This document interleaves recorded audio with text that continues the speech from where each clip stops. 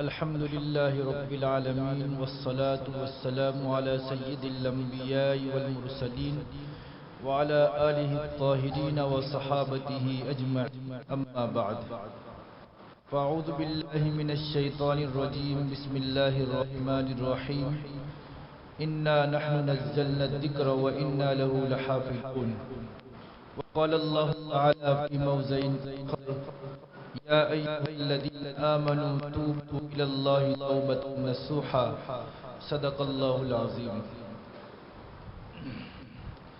معزز و مکرم علماء اعظام، طلباء کرام اور میرے دینی بھائیوں، یہ ختم قرآن کی مجلس ہے.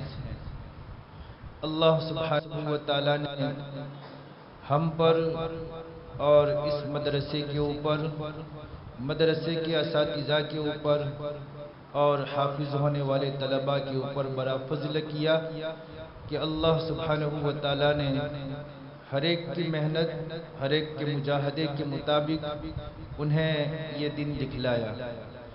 سب سے پہلے میں ان حافظ ہونے والے طلباء کو مبارکبادی پیش کرتا ہوں کہ اللہ سبحانہ و تعالیٰ نے ان کے دلوں کے اندر جس طریقے سے قرآن مجید کو محفوظ کیا ہے، اللہ سبحانہ و تعالیٰ معانی کی دولت سے بھی انہیں سرفراز فرمائے. حافظ ہونا کوئی معمولی بات نہیں ہے.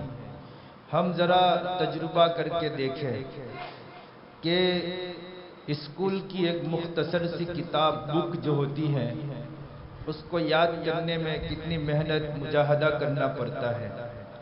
قرآن مجید تقریباً 800 صفحات پر مشتمل کتاب ہے، اور یہ چھوٹے چھوٹے بچے قرآن مجید کو اپنے سینوں میں محفوظ کر لیتے ہیں.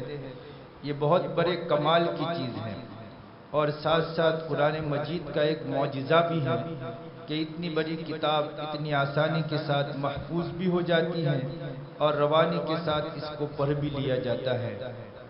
نہ جانے ان بچوں نے کس قدر محنتیں مجاہدے کیے ہوں گے، تب جا کر قرآن مجید ان کے سینوں میں محفوظ ہوا ہے.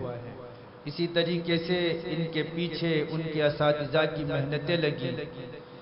اساتذہ مستقل مسلسل محنت کرتے ہیں، اپنے اوقات کی نگرانی کرتے ہیں، اپنے کھانے پینے سونے جاگنے کے اوقات میں سے ان طلباء کے پیچھے محنت کرتے ہیں، تب جا کر یہ طلباء تیار ہوتے ہیں. اسی طرح ان کے والدین بھی قابل مبارکباد ہیں. والدین کے بھی محنتیں لگتی ہیں، ان کی توجہات ہوتی ہیں، جس کے نتیجے میں یہ بچے تیار ہوتے ہیں. ساتھ ساتھ اس مدرسے کو محبت کی نگاہ سے دیکھنے والے، اس مدرسے کا تعاون کرنے والے، اس مدرسے کی ضروریات کو خیال رکھنے والے، یہ بھی قابل مبارکباد ہیں. جو بچہ قرآن مجید کے ایک لفظ کو بھی پڑھے گا تو اس کو جس طریقے سے ثواب ملے گا، اس کے استاد کو ثواب ملے گا. ساتھ ساتھ جس آدمی نے اس مدرسے کو محبت کی نگاہ سے دیکھا اور اس مدرسے میں اپنا تعاون پیش کیا، ایسے تمام لوگوں کو بھی اس کا ثواب ملے گا. وہ تمام کے تمام اس اجر و ثواب کے اندر برابر ہوں گے. ہم کسی مدرسے میں، کسی مسجد میں کچھ تعاون کر کے 1-2 روپے دے کر ہم یہ سمجھتے ہیں کہ دے دیے جی میں آیا.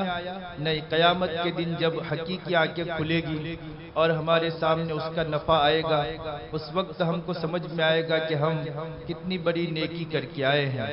تو وہ لوگ بھی مبارکبادی کے قابل ہیں جو اس مدرسے کو محبت کی نگاہ سے دیکھتے ہیں اور اس مدرسے کا تعاون کرتے ہیں. یہ مدرسہ جیسا کہ ابھی مولانا نے بتلایا کہ سن 1995 سے شروع کیا گیا، یعنی تقریباً اس مدرسے کو 27 سال ہو چکے ہیں. 2014 سے حفظ کلاس کا نظام شروع کیا گیا. یہاں کے پڑھانے والے اساتذہ صرف بچوں کو پڑھا کر حافظ بنا کر نہیں چھوڑ دیتے ہیں، بلکہ مستقل ان کی رہبری کرتے ہیں، ان کی رہنمائی کرتے ہیں کہ صرف وہ حفظ کو کر کے نہ چھوڑ دیں، بلکہ کے آگے قرآن مجید کے معانی کو حاصل کرنے اور عالم بننے کی فکر اور چنانچہ انہی اساتذہ کی محنت، رہبری اور انہی اساتذہ کی توجہات کے نتیجے میں یہاں سے حفظ ہونے والے طلباء میں سے کچھ طلباء وہ ہیں جو آج عالم بن رہے ہیں، تقریباً مشکات دورے تک پہنچ چکے ہیں۔ ان تمام کے اندر جو لوگ اس مدرسے کا تعاون کر رہے ہیں، اس مدرسے کو محبت کی نگاہ سے دیکھ رہے ہیں، ان تمام کو اس کا اجر و ثواب ملے گا، اور قیامت کے دن ہماری جب حقیقی آنکھیں کھلے گی اس وقت ہمیں اندازہ ہوگا کہ کس قدر اس کا اجر و ثواب اللہ سبحانہ و تعالیٰ کی طرف سے ہمیں دیا جا رہا ہے۔ اللہ سبحانہ و تعالیٰ اس مجلس کو قبول فرمائے، اس مدرسے کو قبول فرمائے، اساتذہ کی محنتوں کو قبول فرمائے، طلباء کی محنتوں کو قبول فرمائے، اور دنیا آخرت کے اندر اس کا بہترین بدلہ نصیب فرمائے۔ میرے محترم دوست اور بزرگوں، دنیا کے اندر جو بھی انسان آتا ہے وہ ایک اپنا وقت لے کر آتا ہے۔ جب انسان کا وقت ختم ہوتا ہے، چاہے وہ چھوٹا آدمی ہو یا بڑا آدمی ہو، بچہ ہو، جوان ہو، بوڑھا ہو، جب وقت آتا ہے تو ہر ایک کو یہاں سے جانا ہوتا ہے۔ اللہ سبحانہ و تعالیٰ نے اس دنیا کو ہمارے لیے امتحان کی جگہ بنایا ہے۔ انسان کے لیے سب سے بڑی سعادت مندی، خوش نصیبی اور کامیابی کی بات یہ ہے کہ انسان کی موت اس حال میں آوے کہ انسان کے اوپر اللہ سبحانہ و تعالیٰ کے حقوق اور بندوں کے حقوق میں سے کوئی حق باقی نہ رہا ہو۔ اگر کسی آدمی کی وفات ایسی حالت میں ہوتی ہے کہ اللہ کے حقوق میں سے کوئی حق اس کے ذمے میں باقی نہیں اور بندوں کے حقوق میں سے اس کے ذمے کوئی حق باقی نہیں ہے، تو یہ کامیاب ہونے کی علامت ہے، یہ سعادت مندی اور نیک بختی کی علامت ہے۔ موت کا کوئی وقت مقرر نہیں ہے، انسان کو ہر وقت اپنے آپ کو تیار رکھنا چاہیے، اور اس کی تیاری یہی ہے کہ انسان ہر لمحہ اس طریقے سے زندگی گزارے کہ اس کے ذمے اللہ سبحانہ و تعالیٰ کے حقوق اور بندوں کے حقوق میں سے کوئی حق باقی نہ رہ گیا ہو۔ ہم اپنی زندگی پر غور کریں کہ ہمارے ذمے اللہ سبحانہ و تعالیٰ کے کون کون سے حقوق ہیں، اللہ کے بندوں کے کون کون سے حقوق ہیں۔ ان حقوق کو اول وہلے میں، اول فرصت میں ادا کرنے کا اہتمام کریں۔ اب اسی کو توبہ کہا جاتا ہے۔ قرآن مجید کی جو آیت پڑھی گئی ہے، یا ایھا الذین آمنوا توبوا الی اللہ توبۃ نصوحا، کہ ایمان والو اللہ سبحانہ و تعالیٰ کے سامنے خلوص دل کے ساتھ توبہ کرو۔ توبہ کا مطلب یہی ہے کہ آدمی کے ذمے اللہ سبحانہ و تعالیٰ کے جو حقوق ہے اور بندوں کے جو حقوق ہے اس کے ادا کرنے کا اہتمام کریں۔ اللہ سبحانہ و تعالیٰ کے جو حقوق ہیں، ان حقوق میں سب سے پہلا جو حق ہے وہ نماز کا ہے کہ آدمی نماز کی مکمل طور پر پابندی کریں۔ ایک بات تو یہ ہے۔ دوسری بات یہ ہے کہ بالغ ہونے سے لے کر اب تک اگر ہم مکمل طور پر نماز پڑھتے چلے آ رہے ہیں تو بہت اچھی چیز ہے، لیکن اگر بالغ ہونے سے لے کر اب تک ہماری کچھ نمازیں باقی ہیں تو ہمیں چاہیے کہ اول وہلے میں ان نمازوں کے قضا کرنے کا اہتمام کریں۔ نمازوں کا معاملہ کوئی معمولی معاملہ نہیں ہے۔ قیامت کے دن سب سے پہلے جس چیز کے متعلق پوچھا جائے گا وہ نماز ہی کے متعلق پوچھا جائے گا۔ حدیث میں ہے کہ جب آدمی کی نماز درست نکل آئے گی تو دوسرے اعمال بھی آدمی کے درست نکل آئیں گے۔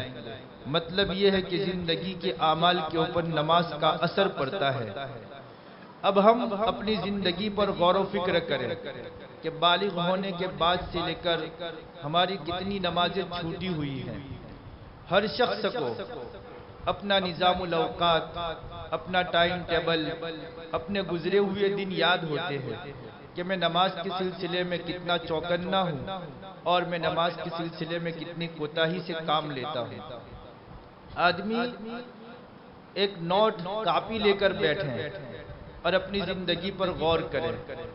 بہت سے لوگ تو ایسے ہوتے ہیں کہ مثال کے طور پر آج ان کی عمر 30 سال کی ہوئی، بالغ ہوئے 15 سال کی عمر میں 5-6 سال تو ایسے گزر گئے کہ کوئی نماز نہیں پڑھی۔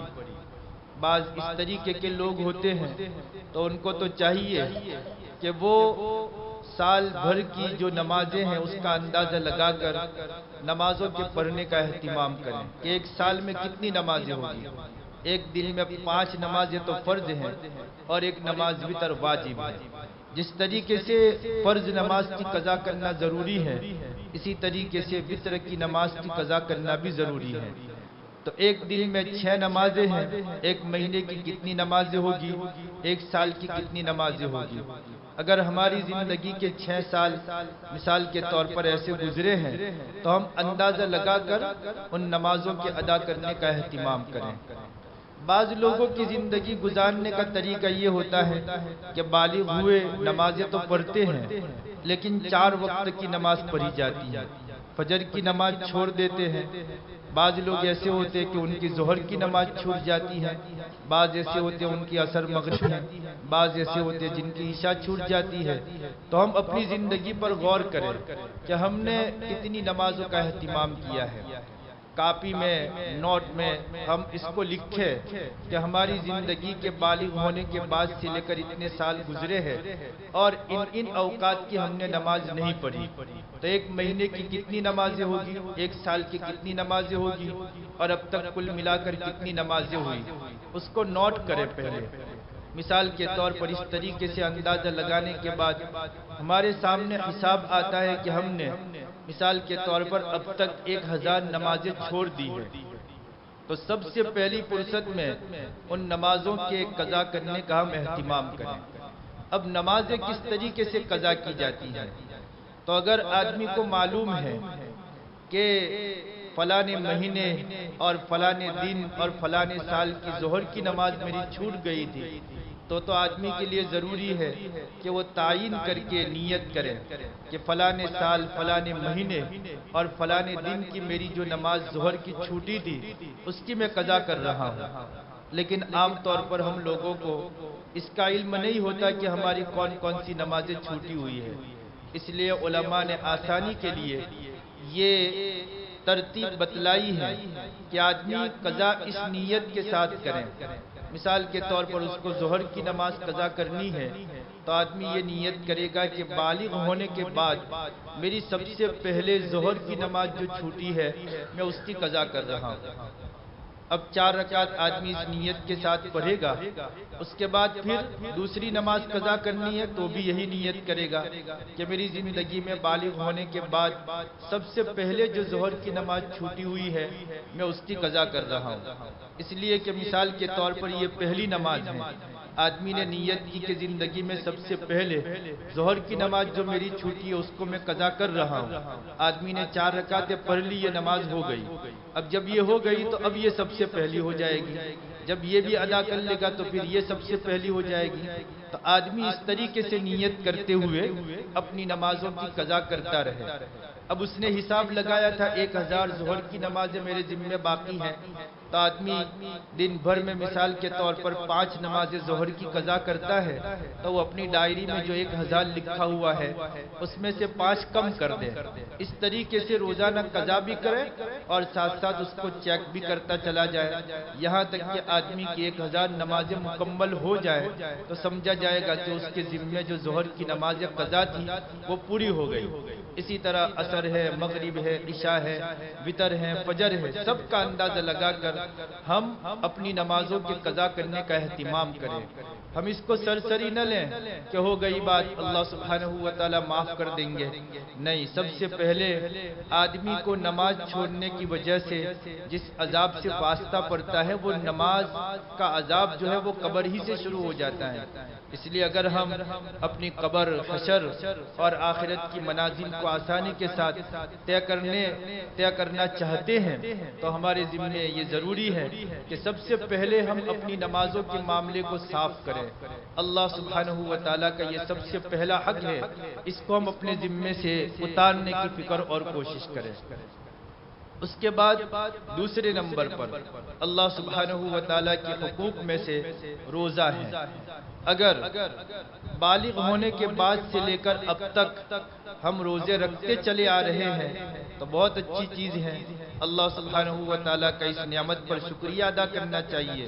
لیکن بالغ ہونے کے بعد سے لے کر اب تک ہمارے کچھ روزے چھوٹے ہوئے ہیں تو ہمیں چاہیے کہ اس کا بھی اندازہ لگائے۔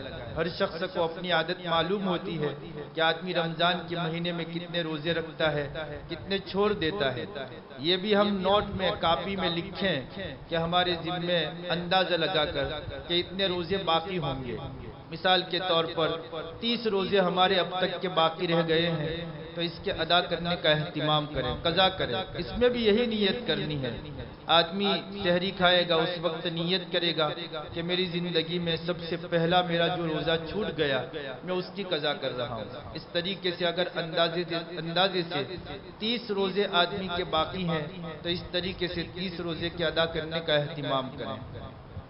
یہ دو حق ہے، اس کو بدنی حقوق کہا جاتا ہے۔ تیسرے نمبر پر زکوٰۃ ہے کہ اگر آدمی صاحب نصاب ہوا، یعنی اس کے پاس اتنا مال آیا ہے جس کی وجہ سے آدمی کے ذمے میں زکوٰۃ واجب ہو جاتی ہے، جیسے سونا، چاندی، تجارت کا سامان ہے اور کیش روپے ہیں، یہ 4 چیزوں کے اوپر زکوٰۃ آتی ہے۔ اگر آدمی کے پاس ان سب کی مجموعی قیمت 52.5 تولہ چاندی کی قیمت کے برابر ہو جاتی ہے تو آدمی کے ذمے میں زکوٰۃ واجب ہو جاتی ہے۔ اب اگر آدمی جب سے صاحب نصاب بنا ہے تب سے مستقل زکوٰۃ ادا کرتا چلا آ رہا ہے تو بہت اچھی چیز ہے، لیکن اگر آدمی کبھی زکوٰۃ ادا کرتا ہے، کسی سال زکوٰۃ ادا نہیں کرتا یا ادا کرتا ہے تو پوری زکوٰۃ ادا نہیں کرتا ہے تو آدمی کو چاہیے کہ اس کا بھی اندازہ لگائے اور آدمی سوچے کہ جب سے میں صاحب نصاب بنا وہاں سے لے کر میں نے کتنے سال کتنی زکوٰۃ ادا نہیں کی ہے، اس کا اندازہ لگائے اور اندازہ لگا کر جو قیمت بنتی ہے، مثال کے طور پر 25,000 روپے اس کے ذمے میں زکوٰۃ کے باقی ہیں تو ایک دم نہیں تو دھیرے دھیرے کر کے آدمی اس کے ادا کرنے کا اہتمام کریں۔ جب آدمی اس کے ذمے میں باقی جتنی رقم ہے اس کو ادا کر دے گا، زکوٰۃ کے مستحق لوگوں کو پہنچا دے گا تو سمجھا جائے گا کہ اس نے اللہ سبحانہ و تعالیٰ کا حق جو زکوٰۃ کی شکل میں اس کے ذمے میں واجب ہے اس کو ادا کر دیا۔ یہ 3 چیزیں ہو گئی۔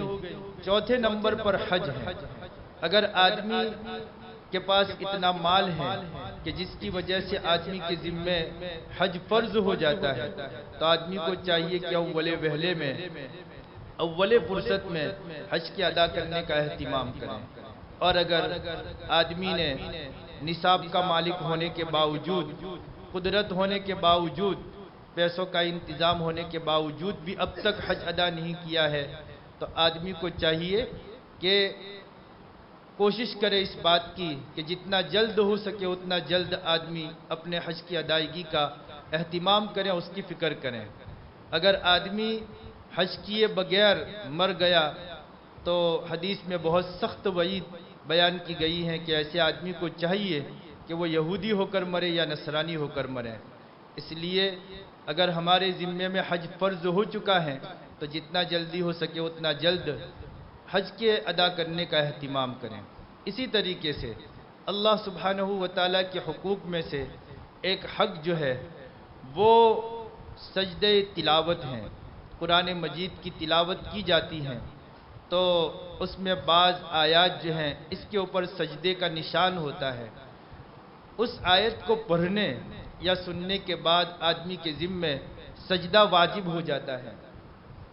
اگر آدمی جب بھی آیت کو پڑھتا ہے یا سنتا ہے تو سجدہ ادا کر لیتا ہے تو بہت اچھی چیز ہے، لیکن اگر اپنی زندگی میں اس طریقے کے سجدے باقی رہ گئے ہیں تو اس کا بھی اندازہ لگائیں۔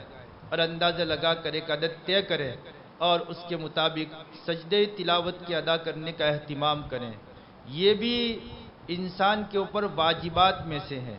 جیسے نمازیں انسان کے اوپر فرض ہیں، اسی طریقے سے اس کا ادا کرنا ضروری ہے، اسی طریقے سے سجدے تلاوت جو ہے یہ بھی واجب ہیں، اس کا ادا کرنا یہ بھی ضروری ہے۔ اس لیے اگر اس سلسلے میں کوتاہی ہوتی ہے تو ہم اس کوتاہی کو بھی پور کرنے کی فکر اور کوشش کریں، اپنے ذمے جتنے سجدے تلاوت باقی ہیں اس کے ادا کرنے کا اہتمام کریں۔ اسی طرح اللہ سبحانہ و تعالیٰ کے جو حقوق ہے ان میں سے ایک حق جو ہے وہ قسم ہے، یعنی آدمی نے اگر کوئی قسم کھائی ہے آئندہ زمانے کے متعلق کہ خدائے پاک کی قسم میں یہ کام کروں گا، اور آدمی نے وہ کام نہیں کیا، یا خدائے پاک کی قسم میں یہ کام نہیں کروں گا اور آدمی نے وہ کام کر لیا، گویا اس نے اپنی قسم کو توڑ دیا، تو اس قسم کے توڑنے کی وجہ سے آدمی کے ذمے کفارہ آتا ہے، یعنی 10 غریبوں کو کھانا کھلانا یا ان کو کپڑے پہنانا، یا صدقہ فطر کی جو مقدار ہے یعنی 1.25 کلو گیہوں یا اس کی جو قیمت بنتی ہو وہ 10 مسکینوں کو ادا کرنا ضروری ہوتا ہے۔ اور اگر آدمی کے پاس مالی وسعت نہیں ہے تو 3 روزے رکھنا آدمی کے ذمہ ضروری ہوتا ہے۔ تو اگر ہم نے اپنی زندگی میں قسمیں کھائی اور اس کو توڑ دیا ہے اور ابھی تک اس کا کفارہ، اس کا جو بدل ہے وہ ابھی تک ہم نے ادا نہیں کیا ہے، تو ہمیں چاہیے کہ اس کا بھی حساب لگا کر، اندازہ لگا کر جو رقم ہم پر واجب ہوتی ہیں اس کے ادا کرنے کا ہم اہتمام کریں۔ اسی طریقے سے اللہ سبحانہ و تعالیٰ کے حقوق میں سے ایک حق صدقہ فطر ہے۔ صدقہ فطر جو آدمی صاحب نصاب ہیں، یعنی اس کے پاس ضرورت سے زائد اتنا سامان ہے کہ جس کی قیمت 52.5 تولہ چاندی کی قیمت کو پہنچ جاتی ہے، ایسے آدمی کے اوپر صدقہ فطر ضروری ہو جاتا ہے۔ تو اگر ہم بالغ ہونے کے بعد سے لے کر یا جب سے صاحب نصاب بنے ہیں تب سے ہم صدقہ فطر ادا کرتے چلے آ رہے ہیں تو بہت اچھی چیز ہے، لیکن اگر ہمارے ذمے صدقہ فطر ابھی باقی ہے ادا کرنا تو اس کا بھی ہم اندازہ لگائیں، حساب کریں، اور جو رقم ہمارے ذمے میں واجب ہوتی ہے اس کو نوٹ کر لیں اور اس کے مطابق اس کو ادا کرنے کا ہم اہتمام کریں۔ اسی طرح اللہ سبحانہ و تعالیٰ کے حقوق میں سے ایک حق جو ہے وہ قربانی ہے۔ اگر ہم صاحب نصاب ہیں، قربانی ہم پر ضروری اور واجب ہو چکی ہے، اور چند سالوں کی اگر ہم نے قربانی نہیں کی ہے تو ہم اس کا بھی اندازہ لگائیں، حساب کریں، اور جو رقم ہمارے ذمے میں واجب ہوتی ہیں اس کے ادا کرنے کا اہتمام کریں۔ گویا اللہ سبحانہ و تعالیٰ کے حقوق میں سے ایک چیز ہے نماز، دوسرے نمبر پر روزہ ہے، تیسرے نمبر پر زکوٰۃ ہے، چوتھے نمبر پر حج ہے، 5ویں نمبر پر قسم کے کفارے ہیں، 6 نمبر پر صدقہ فطر ہے، اور اس کے بعد قربانی ہے، اور 8ویں نمبر پر جو ہے وہ نظر ہے۔ ہمارے یہاں بعض لوگ جو ہے نظریں مانتے ہیں، جیسے کوئی آدمی بیمار ہو گیا تو آدمی نے نظر مانی کہ اگر میں اچھا ہو گیا تو میں اتنے روزے رکھوں گا یا اتنا مال اللہ کے راستے میں صدقہ کروں گا۔ وہ آدمی اچھا ہو گیا لیکن ابھی تک روزے نہیں رکھے یا اتنا مال اللہ کے راستے میں صدقہ نہیں کیا ہے، تو اگر وہ حق ہم پر باقی ہیں تو اس حق کے ادا کرنے کا بھی ہم اہتمام کریں۔ تو کل ملا کر یہ 8 حقوق ہیں۔ ان حقوق میں اگر ہم سے کوتاہی ہو رہی ہیں تو ہمیں چاہیے کہ ان حقوق کے ادا کرنے کا ہم اول وہلے میں ہم اس کا اہتمام کریں، اس کی فکر اور کوشش کریں۔ یہ مسائل جو ہے بعض پیچیدہ ہوتے ہیں، یہ تو خالی توجہ دلانے کے لیے مختصر طور پر آپ کے سامنے بیان کیے گئے ہیں۔ ہر ایک اپنے متعلق جو مسائل ہیں، ہمارے پاس علماء مفتیان موجود ہیں، اپنی نوعیت، اپنی جو حالت ہے وہ ان کے سامنے پیش کریں، اور وہ جس طریقے سے بتلائیں اس طریقے سے ان حقوق کی ادا کرنے کا ہم اہتمام کریں۔ یہ تو اللہ سبحانہ و تعالیٰ کے حقوق ہے۔ اس کے بعد دوسرے نمبر پر بندوں کے حقوق ہیں۔ بندوں کے حقوق کا معاملہ تو اللہ سبحانہ و تعالیٰ کے حقوق کے معاملے سے زیادہ سنگین ہے۔ حضرت ابو ہریرہ رضی اللہ تعالیٰ عنہ کی وہ مشہور حدیث ہیں کہ آپ صلی اللہ علیہ وسلم نے ایک مرتبہ ارشاد فرمایا کہ تم میں مفلس کون آدمی ہے؟ कंगाल फकीर आदमी कौन? तो सहाबा ने कहा कि वो आदमी जिसके पास दिरहम दीनार न हो, रुपये पैसे न हो, वो आदमी हम में मुफलिस समझा जाता है, फ़कीर समझा जाता है। आप सल्लल्लाहु अलैहि वसल्लम ने फरमाया नहीं, मेरी उम्मत का मुफलिस क़यामत के दिन वो होगा जो बहुत सारी नमाज़ों को लेकर आएगा, बहुत सारी ज़कात को लेकर आएगा, बहुत सारे रोज़ों को लेकर आएगा, बहुत सारी नेकियों को लेकर आएगा, लेकिन किसी का उसने माल खाया होगा नाहक, किसी को गाली दी होगी, किसी पर तोहमत लगाई होगी, किसी को तकलीफ़ पहुंचाई होगी। क़यामत के दिन जिन जिन लोगों के हुकूक उसने अदा नहीं किए होंगे, उन तमाम लोगों को इसकी नेकियां दे दी जाएगी। यानी ये जितने रोज़े, जितनी ज़कातें, जितने हज और जितने उम्रे वगैरह करके आया है, इन सब का अजर व सवाब उन हुकूक वालों को दे दिया जाएगा। इसके बावजूद भी अगर हुकूक पूरे नहीं हुए होंगे तो जो हुकूक वाले हैं उनके गुनाह इस आदमी के सर थोप दिए जाएंगे। अब इस आदमी के पास कुछ रहेगा ही नहीं, उल्टे गुनाह ही गुनाह उसके पास होंगे, तो इस आदमी को जहन्नम के हवाले कर दिया जाएगा। तो बंदों के हुकूक का मामला जो है अल्लाह सुब्हानहू व तआला के हुकूक के मामले से ज़्यादा संगीन है।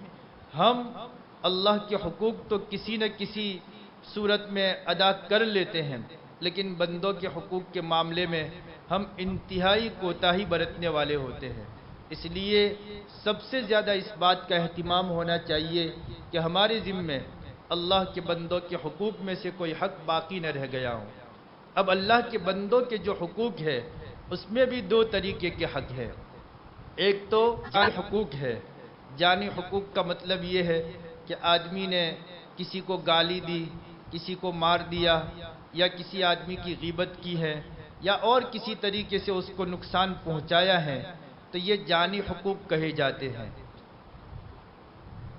इस सिलसिले में आदमी के ज़िम्मे ज़रूरी हो जाता है कि जिन लोगों को तकलीफ़ पहुंचाई है, या जिनको मारा है, जिनको बुरा भला कहा है, जिन पर तोहमत लगाई है, उन लोगों के पास जाकर आदमी तौबा इस्तिग़फ़ार करे, उनसे माफ़ी मांगे।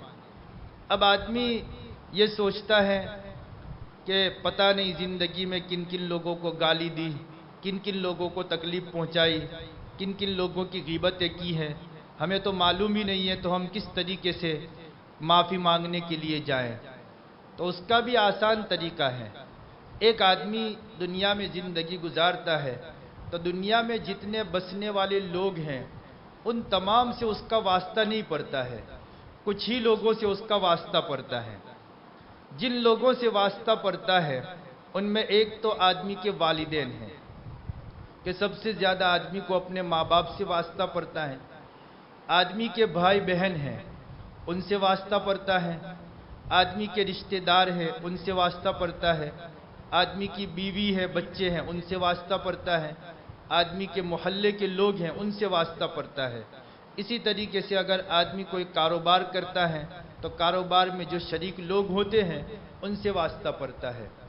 अब इस अल्लाह बंदों के हुकूक को हल करने के लिए उलमा ने यह तरतीब बतलाई है कि आदमी जो है अगर चाहता है कि अपने ज़िम्मे जो बंदों के हुकूक है वो भी मेरे ज़िम्मे से उतर जाएं और मैं अल्लाह सुब्हानहू व तआला से ऐसी हालत में मिलूं कि मेरे ज़िम्मे बंदों के हुकूक में से कोई हक़ बाकी न हो, तो उसके लिए तरीका ये है कि आदमी कापी नोटबुक लेकर बैठें और सबसे पहले अपने वालिदैन का नाम लिखें और सोचें अपने जहन पर दबाव डालकर कि मैंने अपने वालिदैन की कब कब नाफरमानी की, कब उनको तकलीफ़ मैंने पहुंचाई।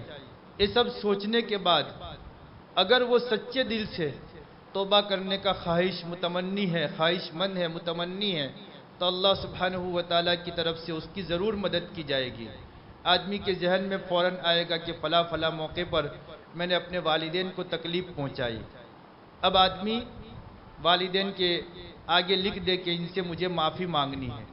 अब तमाम चीज़ों को तफसील से बयान करके माफ़ी मांगने की ज़रूरत नहीं कि फ़लाने मौके पर मैंने आपको ये कहा था, ये कहा था, ये कहा था, ये सब कहने की ज़रूरत नहीं।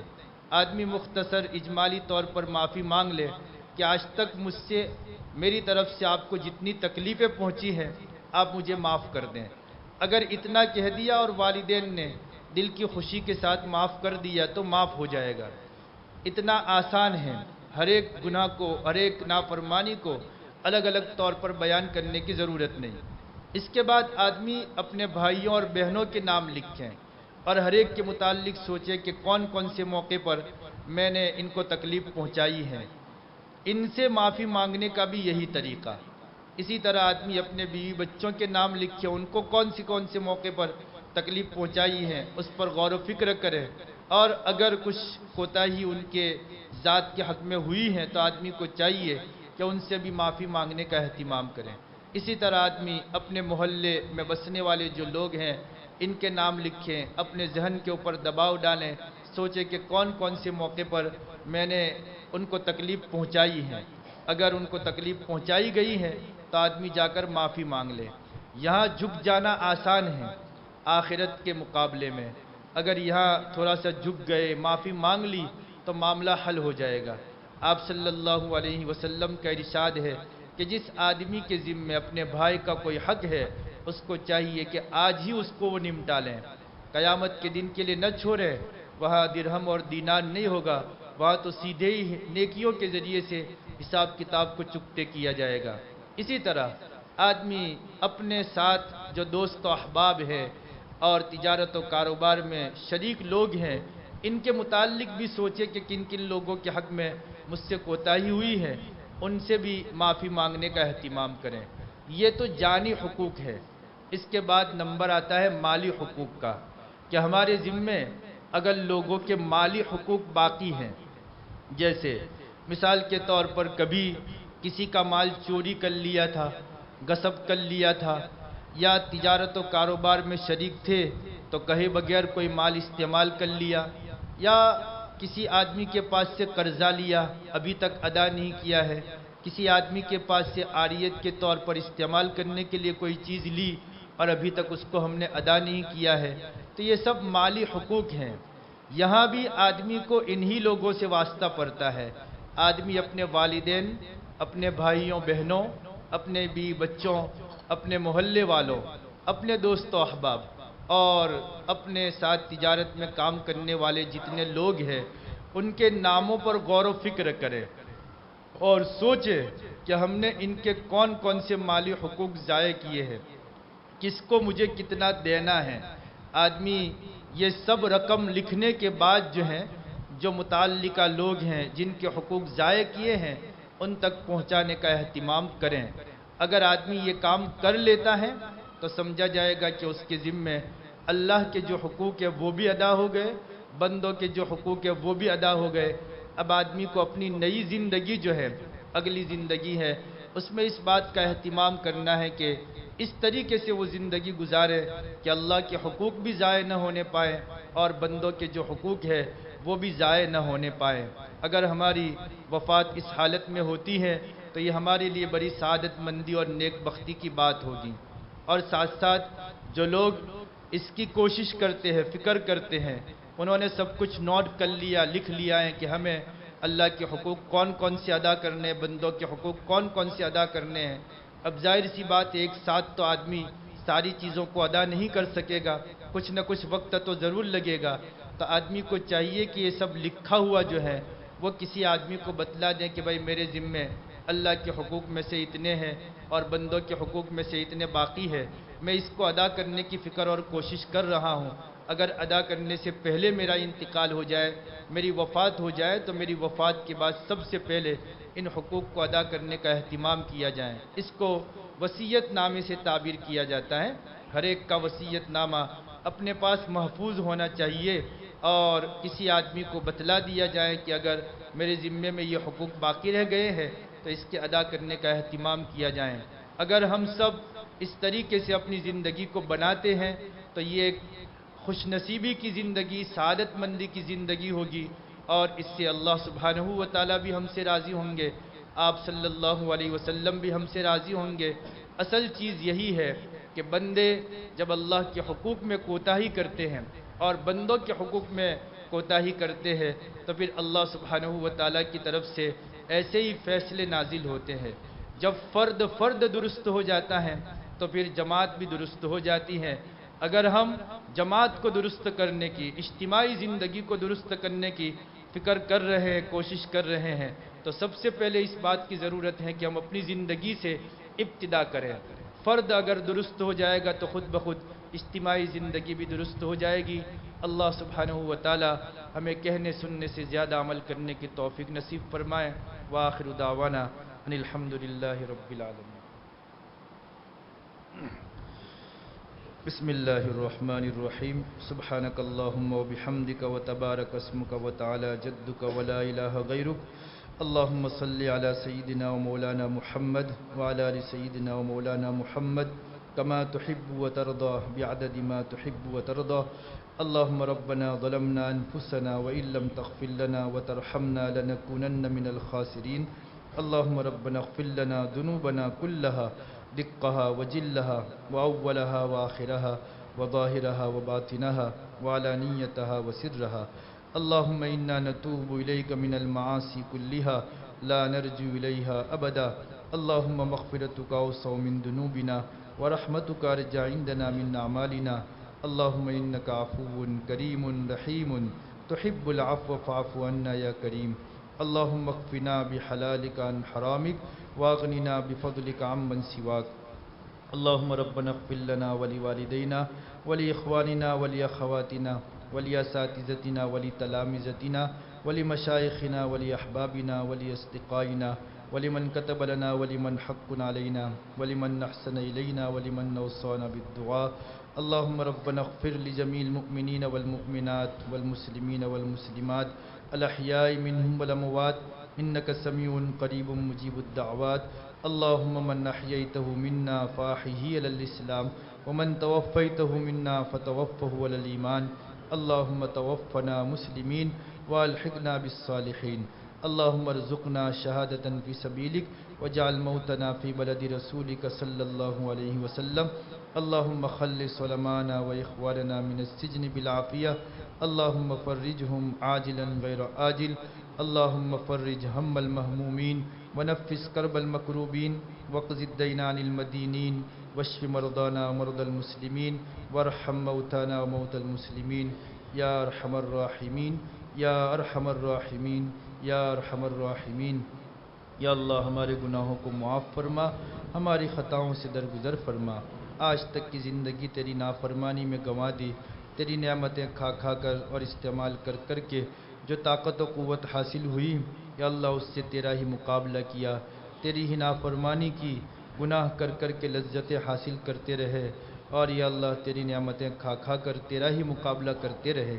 ہمارے اس جرم عظیم کو معاف فرما، یا اللہ ہمارے تمام گناہوں کو معاف فرما، ہمارے چھوٹے بڑے اگلے پچھلے ظاہری باطنی، خلوت میں کیے ہوئے جلوت میں کیے ہوئے، دانستہ طور پر جو گناہ کیے، نادانستہ طور پر جو گناہ ہوئے، تمام کے تمام گناہوں کو معاف فرما، تمام کی تمام خطاؤں سے درگزر فرما۔ یا اللہ ہم آپ سے عہد و پیمان کرتے ہیں، آئندہ کسی طریقے کی کوئی نافرمانی نہیں کریں گے۔ یا اللہ ہماری مکمل مدد و نصرت فرما، نفس اور شیطان کے مقابلے میں ہماری خصوصی مدد فرما، زیادہ سے زیادہ نیکیاں کرنے کی ہمیں توفیق نصیب فرما، گناہوں سے ہماری حفاظت فرما۔ یا اللہ جس طریقے سے تو اپنے نیک اور صالح بندوں کی حفاظت کرتا ہے، یا اللہ ہماری بھی حفاظت فرما، نفس اور شیطان کے مقابلے میں ہماری پوری پوری مدد فرما۔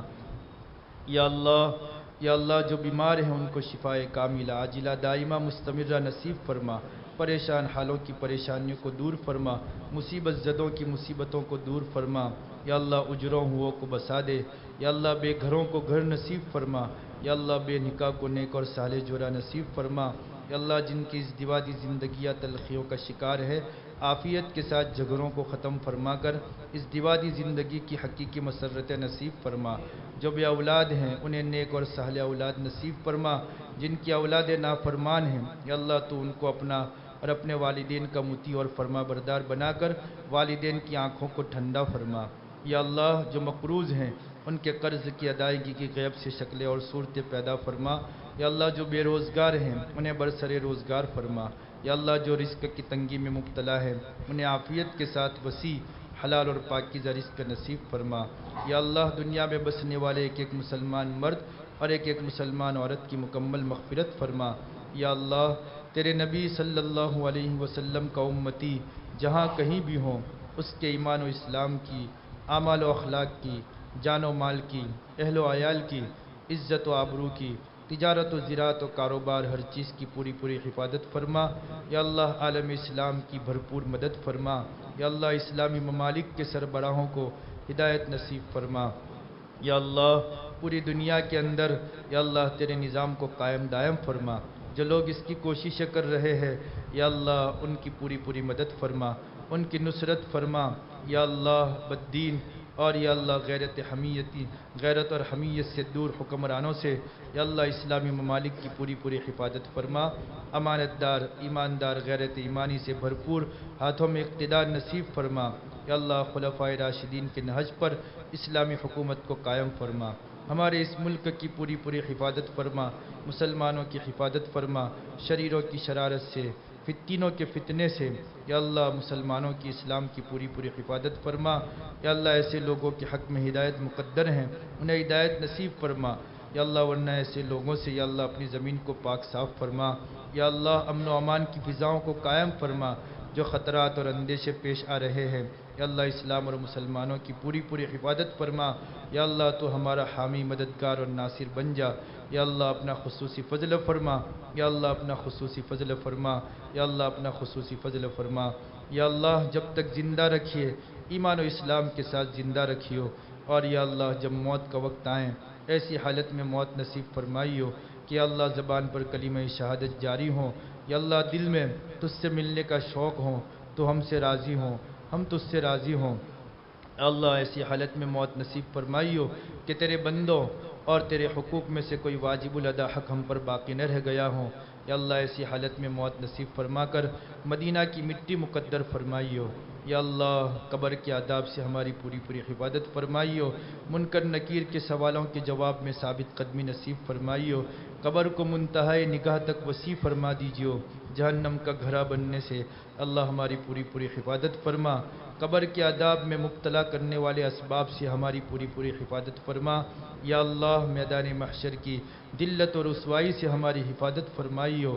یا اللہ نامہ اعمال کو داہنے ہاتھ میں نصیب فرمائیو۔ میزان عمل میں نیکیوں کے پلڑے کو جھکا دیجیو۔